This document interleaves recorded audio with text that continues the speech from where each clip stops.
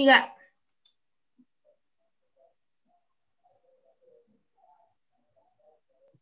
Bismillahirrahmanirrahim. Assalamualaikum warahmatullahi wabarakatuh. Perkenalkan kami dari kelompok 7 yang beranggotakan Aulia Rahmatika, Septia Marcelina, Putra Yuhendra yang akan mempresentasikan materi ke-15 yaitu penilaian di PAUD. Nah, materi pertama yang akan disampaikan oleh Saudari Aulia. Padanya dipersilakan. Baiklah, materi pertama yaitu definisi penilaian. Penilaian adalah upaya sistematik yang dilakukan melalui pengumpulan data ataupun informasi yang valid dan reliabel, dan selanjutnya data atau informasi tersebut diolah sebagai upaya melakukan pertimbangan untuk pengambilan kebijakan suatu program pendidikan.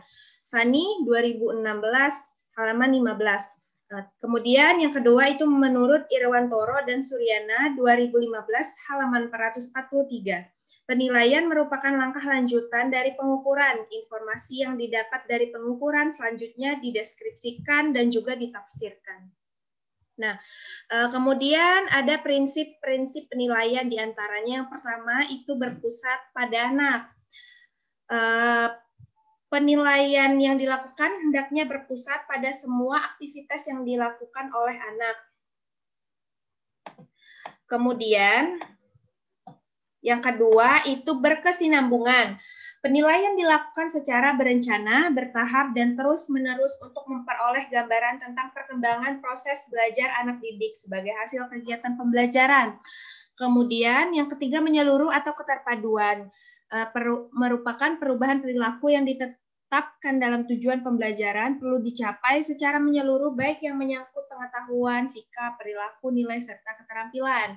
Yang keempat ada lebih mementingkan proses daripada hasil. Nah, penilaian pada anak sebaiknya lebih mementingkan pada pengamatan yang dilakukan selama proses yang berlangsung dan buku pada hasil akhirnya saja. Untuk itu, penilaian dilakukan tidak selalu menggunakan paper and pencil test, tetapi lebih kepada pengamatan secara langsung terhadap aktivitas anak. Selanjutnya yang kelima itu ada berorientasi pada tujuan. Penilaian di TK berorientasi pada kompetensi yang diharapkan, proses pertumbuhan dan perkembangan anak. Yang keenam itu objektif dan alamiah. Nah, dalam melakukan penilaian diusahakan harus seobjektif mungkin, yaitu penilaian hanya memperhatikan objeknya. Kemudian yang ketujuh bersifat mendidik. Hasil penilaian harus dapat digunakan untuk membina dan memberi dorongan kepada semua anak dalam meningkatkan hasil pertumbuhan dan perkembangan anak. Kemudian yang ke-8, konsisten dan jujur. Penilaian yang dilakukan oleh lebih dari 2 orang penilai akan lebih dapat dipertanggungjawabkan ketika membuat rekomendasi atau menentukan tindak lanjut. Kemudian yang ke-9, kebermaknaan. Hasil penilaian harus bermakna bagi guru, orang tua, anak didik, dan juga pihak lain yang membutuhkan untuk meningkatkan pertumbuhan dan juga perkembangan anak. Dan yang terakhir, kesesuaian. Penilai harus memperhatikan adanya kesesuaian antara apa yang diajarkan di TK dengan laporan yang dibuat. Nah, selanjutnya itu ada jenis dan alat penilaian di Taman Kanak-kanak. Yang pertama ada lembar pengamatan terstruktur atau daftar periksa pengamat guru. Kemudian, lembar pengamatan ini merupakan berisi sejumlah aspek yang akan diamati dengan beberapa kategori pilihan yang dilakukan dengan memberi tanda checklist sesuai dengan apa yang tampak selama pengamatan berlangsung. Kemudian yang kedua itu catatan anekdot. Nah, catatan anekdot ini merupakan kumpulan catatan tentang sikap dan juga perilaku anak dalam situasi-situasi tertentu. Catatan anekdot merupakan catatan singkat peristiwa penting yang mengungkapkan perhatian secara individual. Kemudian yang ketiga itu ada catatan harian. Catatan harian ini berisi tentang kegiatan harian ataupun kesan-kesan tentang kegiatan kelompok ataupun perseorangan yang dicatat pada akhir kegiatan. Selanjutnya, lembar pemeriksaan kesehatan harian. Lembar pemeriksaan ini digunakan setiap pagi ketika anak-anak memasuki ruangan kelas. Guru mencatat keadaan kesehatan mereka, terutama yang berhubungan dengan penyakit yang sering diderita oleh anak. Kemudian yang kelima, lembaran catatan frekuensi dan juga waktu. Teknik ini membantu guru mengetahui beberapa kali sebuah peristiwa muncul. Sebuah perhitungan dilakukan untuk waktu yang ditentukan. Kemudian portofolio berupa koleksi sejumlah kegiatan yang dilakukan oleh seorang anak. Portofolio merupakan kumpulan karya anak berupa gambaran, lembar kerja anak, foto ataupun rekaman kaset pembicaraan anak. Yang terakhir, lembaran wawancara dan percakapan. Diperlukan untuk mengetahui pikiran, ide dari seorang anak ataupun sejumlah anak. Selanjutnya akan disampaikan oleh Septia Marcelina. Baiklah, selanjutnya ada proses penilaian pada anak usia dini. Nah, di sini ada menurut Morrison, ciri-ciri penilaian autentik adalah pertama, berdasarkan kurikulum, anak dinilai berdasarkan apa yang mereka pelajari dan kerjakan. Yang kedua, merupakan proses kerjasama dalam melibatkan anak, guru, dan orang tua, yakni dalam proses penilaian yang kooperatif dan kolaboratif. Tujuannya adalah membuat penilaian yang berpusat pada anak. Yang ketiga, merupakan bagian dari proses belajar. Yang keempat, menilai anak secara menyeluruh, bukan hanya dari penguasaan keterampilan. Yang kelima, penilaian yang berkelanjutan sepanjang tahun ajaran. Yang keenam, menilai anak dan karya mereka yang sebenarnya dengan menggunakan contoh karya, portofolio, performa, jurnal, proyek, dan observasi guru. Selanjutnya, mempertimbangkan kebutuhan khusus menyangkut bahasa, budaya, dan kebutuhan khusus lainnya. Dan yang terakhir, menggunakan sejumlah cara yang berbeda untuk menentukan prestasi anak dan apa yang mereka ketahui dan mampu lakukan. Selanjutnya, ada penilaian autentik pada menurut kurikulum 2013. Pendidikan anak usia dini dilakukan melalui beberapa tahap sebagai berikut. Yaitu pertama, itu ada perencanaan. Nah, guru di sini membuat rencana berupa pertama menentukan kompetensi dasar dan merumuskan kegiatan. Yang kedua, merencanakan menetapkan alat dan kriteria penilaian. Yang ketiga, menentukan waktu dan tempat yang terbaik. Berikutnya, setelah guru merencanakan, barulah dilaksanakan. Nah, pada pelaksanaan penilaian pendidikan anak usia dini merupakan aktivitas yang harus dikuasai oleh guru, yaitu berdasarkan deskripsi pertumbuhan dan perkembangan, serta unjuk kerja anak didik yang diperoleh dengan menggunakan berbagai teknik penilaian. Selanjutnya, pengelolaan hasil belajar. Nah, dari pengelolaan hasil belajar ini, penggabungan data yang terkumpul melalui pengamatan yang ditulis dalam catatan anekdot maupun hasil karya anak diolah untuk melihat perkembangan hasil belajar anak. Barulah pengelolaan hasil belajar itu diarsipkan. Nah, pengarsipan merupakan kumpulan dari hasil penggabungan data anak yang berupa portofolio. Dan yang terakhir, pelaporan hasil penilaian anak. Nah, sebelum membuat pelaporan, guru melakukan kegiatan pengumpulan data sesuai dengan tujuan yang telah ditetapkan, berupa hasil deskripsi guru, hasil karya anak, dan lain-lain. Tentunya disesuaikan dengan alat pengumpulan data yang telah ditetapkan dalam perencanaan. Selanjutnya ada definisi evaluasi. Di sini pertama ada menurut Guba dan Lincoln dalam Sanjaya Wina 2005 halaman 181. Beliau mendefinisikan evaluasi merupakan suatu proses memberikan pertimbangan mengenai nilai dan arti sesuatu yang dipertimbangkan. Dan selanjutnya ada menurut Taylor dalam Tayyibnas Farida Yusuf tahun 2008 halaman 30. Evaluasi adalah proses yang menentukan sampai sejauh mana tujuan pendidikan dapat dicapai. Sedangkan menurut Malcolm Provost, evaluasi adalah sebagai perbedaan apa yang ada dengan suatu standar untuk mengetahui apakah ada selisih. Selanjutnya ada fungsi evaluasi. Nah, fungsi evaluasi ini pertama ada evaluasi berfungsi sebagai selektif. Nah, dengan cara mengadakan evaluasi, guru mempunyai cara untuk mengadakan seleksi terhadap siswanya.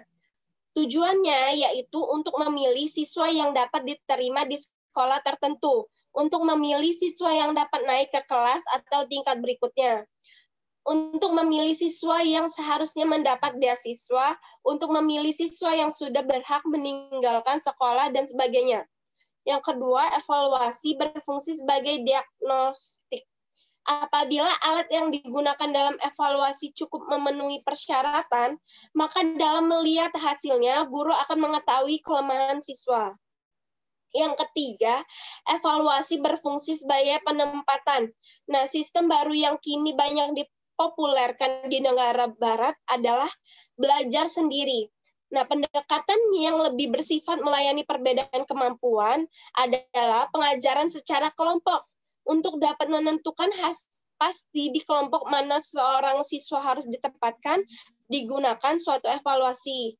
Yang terakhir, evaluasi berfungsi sebagai pengukuran keberhasilan. Baiklah, selanjutnya akan dijelaskan oleh Saudara Putra.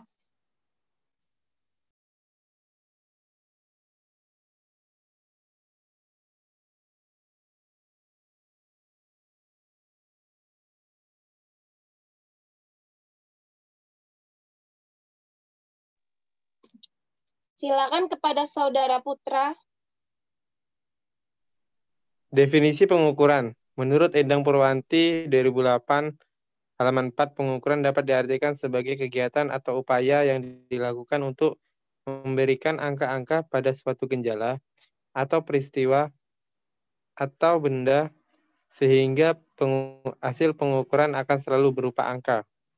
Pengukuran dapat diartikan dengan kegiatan untuk mengukur sesuatu. Pada hakikatnya, kegiatan ini adalah membandingkan sesuatu dengan atau sesuatu yang lain.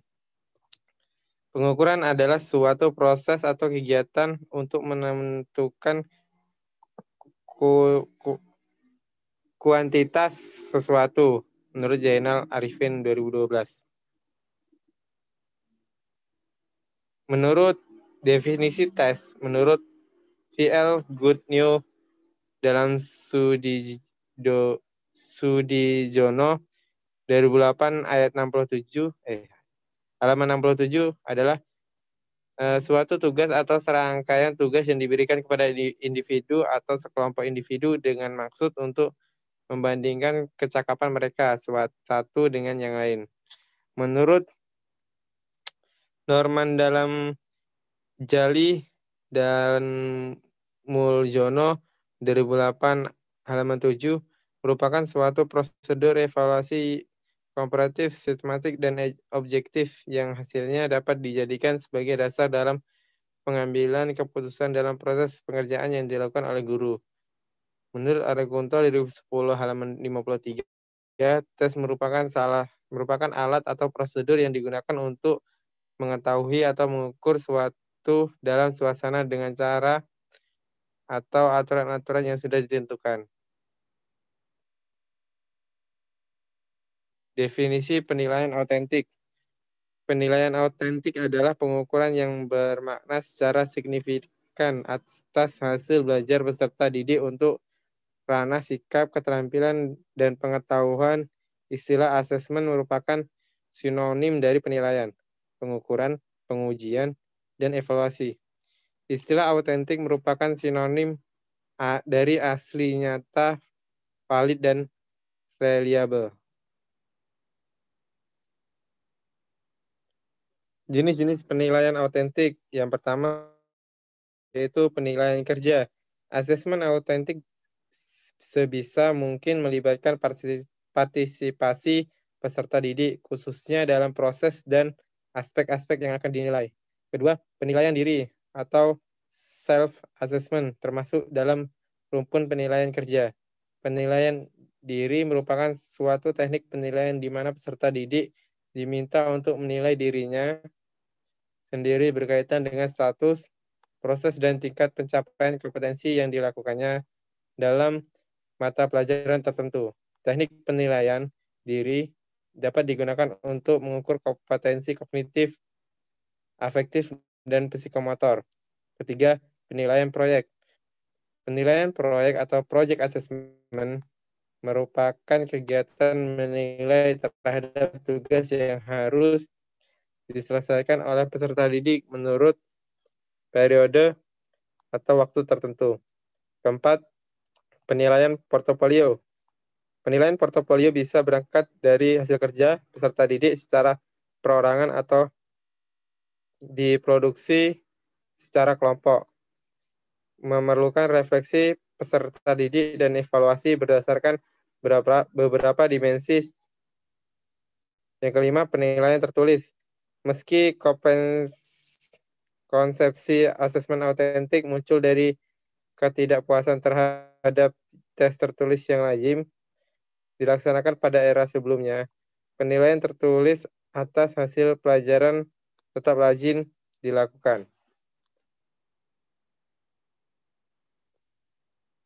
Tugas-tugas autentik.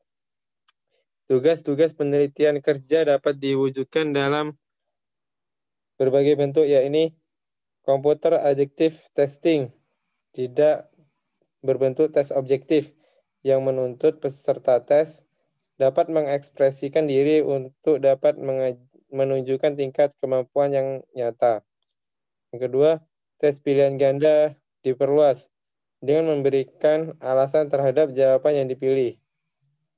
Yang ketiga, extended response atau open-ended question juga dapat digunakan. Yang keempat, group performance assessment, tugas-tugas kelompok atau individu performance assessment, tugas perorangan. Yang kelima, interview, berupa pernyataan lisan dari asesor, observasi partisipatif.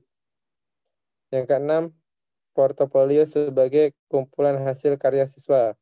Yang ketujuh, project expo atau demonstrasi. Ke-8, constructed responsi, yang siswa perlu mengkonstruk sendiri jawabannya. Oke, sekian dari pemaparan materi kami. Bila teman-teman sekalian ada yang ingin bertanya, kami persilakan di forum diskusi. Terima kasih. Kami akhiri. Wassalamualaikum warahmatullahi wabarakatuh. Waalaikumsalam warahmatullahi wabarakatuh.